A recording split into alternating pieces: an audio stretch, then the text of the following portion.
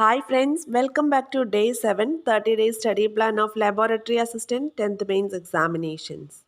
ഇന്ന് നമുക്ക് പഠിക്കാനുള്ള കാര്യങ്ങൾ എന്തൊക്കെയാണെന്ന് നോക്കാം.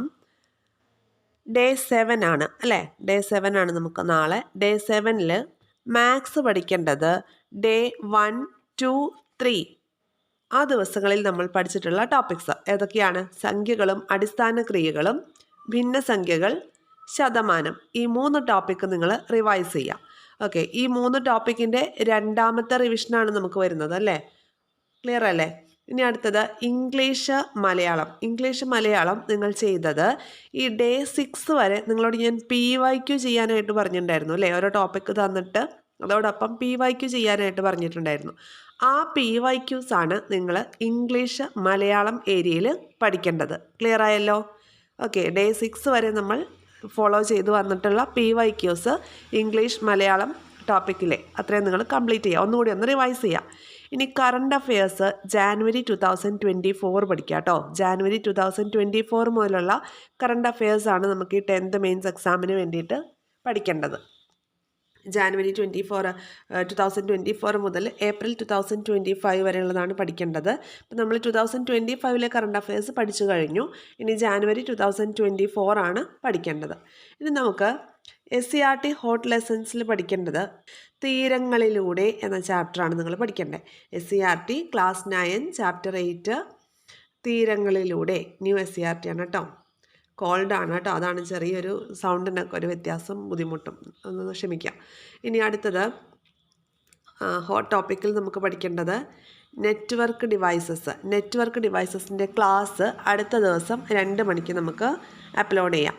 പിന്നെ അതുപോലെ ശിലകൾ ജോഗ്രഫി ഏരിയയിൽ നമ്മൾ ഓൾറെഡി വീഡിയോ ചെയ്തിട്ടുണ്ട്, അത് പഠിക്കണം.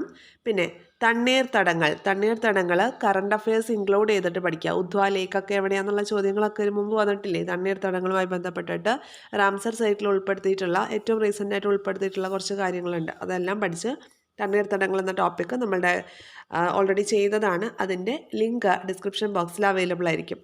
പിന്നെ ദുരന്ത നിവാരണ അതോറിറ്റിയെക്കുറിച്ച് കൂടി നിങ്ങൾ പഠിക്കുക. ഓക്കെ, ദേശീയ ദുരന്ത നിവാരണ അതോറിറ്റി, അതോടൊപ്പം സംസ്ഥാന ദുരന്ത നിവാരണ അതോറിറ്റി ജില്ലാ തലത്തിലുണ്ട്. അതിനെക്കുറിച്ച് ഡീറ്റെയിൽ ആയിട്ടെല്ലാം പഠിക്കുക കേട്ടോ. ഇതോടൊപ്പം അടുത്ത പോയിന്റ്, പശ്ചിമ തീരവും പൂർവ്വ തീരവും തമ്മിലുള്ള ഡിഫറൻസ് ശരിക്കും മനസ്സിലാക്കി വെക്കുക. വീതി കൂടുതൽ ഏതിനാ, വീതി കുറവ് ഏതിനാ, ഡെൽറ്റ ഏത് ഭാഗത്താണ് കാണുന്നത്, അങ്ങനത്തെ കാര്യങ്ങളുണ്ടല്ലോ. ചെറിയൊരു ടോപ്പിക്കാണ് അത് ശരിക്കും മനസ്സിലാക്കി വെക്കുക. അത് ഇടയ്ക്കിടയ്ക്ക് PSC ആവർത്തിച്ച് ചോദിക്കുന്നതാണ്. അത് നിങ്ങളുടെ കയ്യിലുള്ള റാങ്ക് ഫയലോ, ഇപ്പോൾ ഈ ഒരു ടെക്സ്റ്റ് ബുക്കിൽ നമ്മൾ തീരങ്ങളിലൂടെ എന്ന ചാപ്റ്റർ പഠിച്ചപ്പോൾ കുറേ കാര്യങ്ങൾ പഠിച്ചു. ടെക്സ്റ്റ് ബുക്ക് കൂടാതെ നിങ്ങളുടെ കയ്യിലുള്ള സോഴ്സ് ഏതാണോ അത് യൂട്ടിലൈസ് ചെയ്യുക, ടോപ്പിക്ക് കംപ്ലീറ്റ് ചെയ്യുക. അപ്പോൾ ഇത്രയും കാര്യങ്ങളാണ് ഡേ 7-ൽ നമുക്ക് പഠിക്കാനുള്ളത്.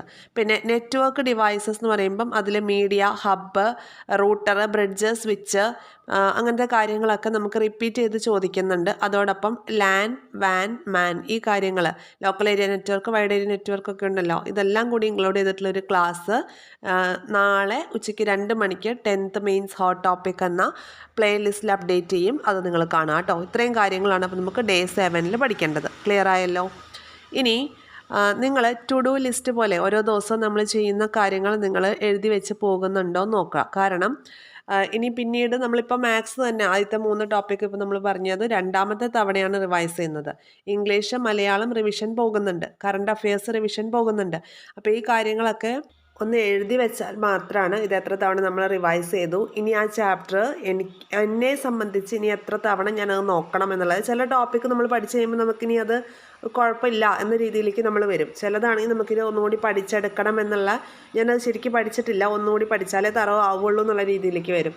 അപ്പോൾ അത് ഡിപ്പെൻസ് ആണ്, ഓരോരുത്തർക്കും ഓരോ രീതിയിലാണ്. അപ്പോൾ നമ്മളത് എഴുതി വെച്ചാൽ മാത്രമാണ് ആ ടോപ്പിക്കുമായിട്ടുള്ള നമ്മുടെ അറ്റാച്ച്മെൻറ്റ് എത്രത്തോളം ഉണ്ടെന്നുള്ളത് നമുക്കും അറിയുള്ളൂ. പിന്നെ അതുപോലെ റിവിഷൻ വരുമ്പോൾ അത് എത്ര തവണ റിവൈസ് ചെയ്തു എന്നുള്ളതൊക്കെ നമുക്ക് അറിയണമെന്നുണ്ടെങ്കിൽ ഈ ഒരു രീതി നിങ്ങൾ ഫോളോ ചെയ്യാം കേട്ടോ. നിങ്ങളുടെ പഠനത്തിൻ്റെ പ്രോഗ്രസ് എന്നും കമൻറ്റ് ബോക്സിൽ റിപ്പോർട്ട് ചെയ്യുക. അത് നല്ലൊരു കോമ്പറ്റീഷൻ സ്പിരിറ്റ് നമ്മൾക്കിടയിൽ ഉണ്ടാക്കും. അതുകൂടാതെ ഞാനുമായിട്ട് ഒരു ഇൻട്രാക്ഷനും വരും അല്ലേ? അപ്പോൾ എനിക്കും മനസ്സിലാവുമല്ലോ നിങ്ങൾക്കത് എത്രത്തോളം കംപ്ലീറ്റ് ചെയ്യാൻ പറ്റുന്നുണ്ടെന്നുള്ള കാര്യങ്ങളൊക്കെ. അപ്പോൾ അത് ഞാൻ പറയണ്ട, എന്നും നിങ്ങൾ ചെയ്യേണ്ട കാര്യമാണ് കമൻറ്റ് ബോക്സിൽ നിങ്ങളുടെ പഠനത്തിൻ്റെ പ്രോഗ്രസ് റിപ്പോർട്ട് ചെയ്യുക എന്നുള്ളത്. ക്ലിയർ ആണല്ലോ?